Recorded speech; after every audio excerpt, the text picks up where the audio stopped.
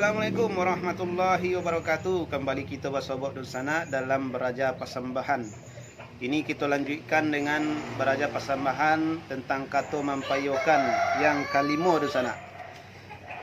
Sebelum di sana menonton video ko, jangan lupa di subscribe di sana sehingga ambo lebih semangat untuk membuat video semacam itu di sana. Dan jangan lupa diagi komentar video apa yang kamu akan ambo buat setelah aku di sana. Kita mulai di sana. Jangan lupa jangan di skip videonya supaya tidak ada yang kata-kata nanti tinggal di sana.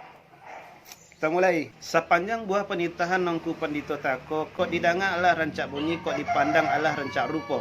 Tapi samantang pun baik itu pihak ke badan diri ambo. Bak ibarat orang beladang mangku wanita. Apa sebab mangku baik itu? Kok menabang sampai ke pangkah?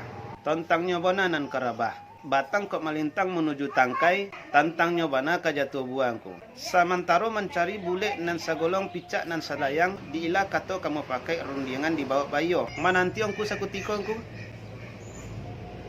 Itulah di sana beberapa macam kata mampayokan. Sebenarnya banyak lagi di sana kata-kata mampayokan ko. Tapi yang ambo sampaikan cukup 5 saja. Mudah-mudahan di sana bisa mempelajarinya dan bisa menyampaikan kata-kata mampayokan yang lah ambo share ke dalam video di YouTube ko.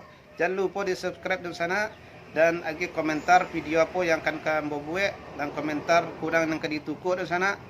Terima kasih sebelumnya. Assalamualaikum warahmatullahi wabarakatuh.